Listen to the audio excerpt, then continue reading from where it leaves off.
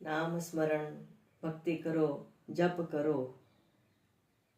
જપ, ભક્તિ, ભજન કરવું કે સાંભળવું પણ ભક્તિ જ કહેવાય છે. શા માટે આટલું બધું નામ જપ કરવા માટે કહીએ છીએ? બસ એક જ કારણ છે.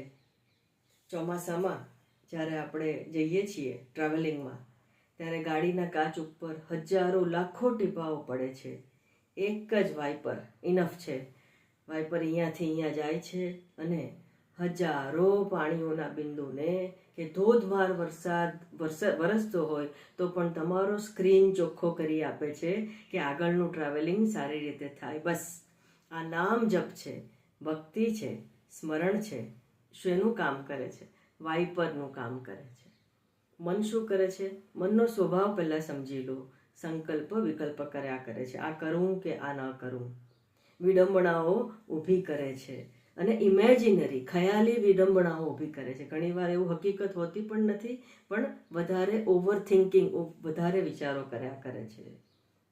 તો આ બધા સંકલ્પ વિકલ્પ, ચિંતા, આ બધું જે મનની જે ચંચળતા જે સ્થિર નથી રહી શકતું, એને સ્થિર કરવા માટે, કારણ કે શબ્દ સ્પર્શ રૂપ રસ ગંધ રૂપી હજારો નહીં લાખો વિચારો રૂપી ટીપા આપણા અંતઃકરણ રૂપી કાચ ઉપર પડે છે. એને સાફ તો કરવા પડશે, નહીં તો અંદર જે પેલું પરમાત્માનું પ્રતિબિંબ છે, અંદર જે પરમાત્મા બેઠેલો છે એ જણાશે નહીં. જેવી રીતે કાચ ઉપર પાણી હોય તો સામેનો રસ્તો જણાતો નથી, એમ અંદર જે સ્વાત્મા છે કે પરમાત્માને સર્વમ ખલ્વિદમ બ્રહ્મ, સર્વત્ર જે જોવાની જે વૃત્તિ જે છે, એ દ્રષ્ટિ જે છે, એ દ્રષ્ટિ શુદ્ધ નહીં થાય જ્યાં સુધી મનની ચંચળતા દૂર નહીં થાય.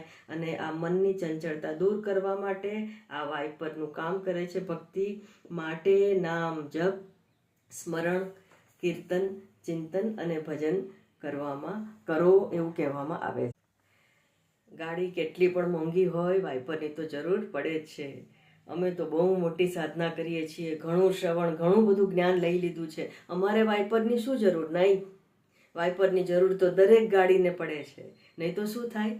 એક્સિડન્ટ થાય, પોતાને પણ વાગે, અને એથી વધારે તકલીફવાળી વાત એ થાય જ્યારે બીજાને નુકસાન થાય. બસ એવી જ રીતે આપણા જીવનમાં જો મન શાંત ન હોય તો આપણે તો ડિસ્ટર્બ રહીએ, આપણી આજુબાજુનું વાતાવરણ પણ ડિસ્ટર્બ રહે. કોઈ દિવસ એવું ન માનવું કે મને જ્ઞાન પ્રાપ્ત થઈ ગયું છે એટલે મારે જરૂર નથી. બસ આ તો એવું જ કહેવા જેવું છે કે મને ડ્રાઇવિંગ આવડી ગયું છે, ખૂબ મોંઘી ગાડી છે, તો મારી ગાડીમાં ચોમાસામાં વાઇપરની જરૂર નથી. પછી જે અનર્થ થાય એ આપણા જીવનમાં થાય. માટે ભક્તિ કરો. આ વાઇપર કાયમ માટે સાથે રહેવું જોઈએ.